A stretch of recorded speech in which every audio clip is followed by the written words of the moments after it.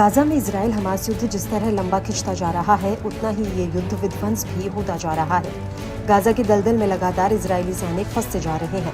Gaza के खंडरों में छिपे लड़ाके घात लगाकर इजरायली बलों को अपना निशाना बना रहे हैं। जमीनी लड़ाई में इजरायली बल हमास लड़ाकों के सामने कमजोर नजर आ रहे हैं।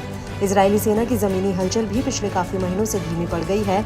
दावा है कि इजराइल को बड़े स्तर पर सैन्य नुकसान झेलना पड़ रहा है।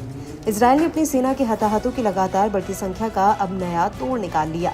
इजरायली पीएम अपने नागरिकों की बजाय बाहरी लोगों का सहारा लेने की फिराक में है। जंग में अब माइग्रेंट लोगों को उतारने की तैयारी है। इसके लिए इजरायली सेना ने खास रणनीति भी तैयार करनी शुरू कर दी है। ट्रेनिंग से लेकर मोर्चे पर तैनाती का सिलसिला भी फेज बाय फेज चल रहा है। रिपोर्ट्स की माने तो इन शरणार्थियों को 2 हफ्ते की कड़ी ट्रेनिंग के बाद मोर्चे पर तैनात किया जाता है।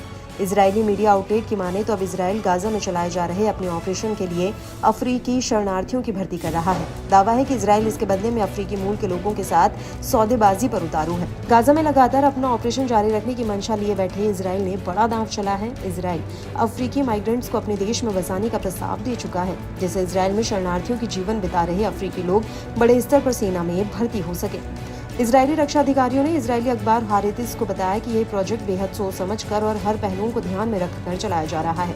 इजराइल में करीब 30,000 से ज्यादा लोग अफ्रीकी शरणार्थी हैं, जो इजराइल के अलग अलग हिस्सों में रह रहे हैं।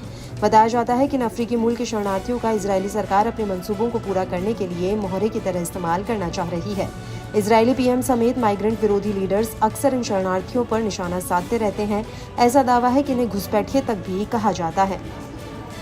रिपोर्ट्स की माने तो युद्ध में शामिल होने वाले किसी भी शरणार्थी को अब तक आधिकारिक दर्जा नहीं मिला है। बताया जाता है कि अधिकतर अफ्रीकी लोग कृषि क्षेत्रों में काम करने के लिए इजराइल आए हैं। इनमें ज्यादातर पुरुषों की युवा आबादी है। इसके अलावा करीब 4,000 से ज्यादा सूडान के लोग इजराइल में शरण लेने के लिए लंबे समय से संघर्ष कर रहे हैं। वहीं दक्षिण अफ्रीका के विदेश मंत्रालय ने अफ्रीकी लोगों के इजरायली सेना में शामिल होने की खबरों पर प्रतिक्रिया दी थी। मंत्रालय ने कहा था कि अगर दक्षिण अफ्रीकी नागरिक सेना में शामिल होते हैं तो उनके खिलाफ स्वदेश में मुकदमा चलाया जाएगा। दक्षिण अफ्रीकी सरकार उन रिपोर्टों से बहुत चिंतित है कि कुछ दक्षिण अफ्रीकी नागरिक इजरायली सेना में शामिल हो गए हैं या शामिल होने पर विचार कर रहे हैं। ऐसी कार्रवाई संभावित रूप से अंतर्राष्ट्रीय कानून के उल्लंघन और आगे के अंतर्राष्ट्रीय अपराधों के कमीशन में योगदान दे सकती है। बता दें कि बीते साल 7 अक्टूबर को हमास के अचानक हमले में 3 शरणार्थी मारे गए थे। इसके बाद बड़ी संख्या में ये लोग इजरायली सेना से जुड़कर जंग में उतरे थे।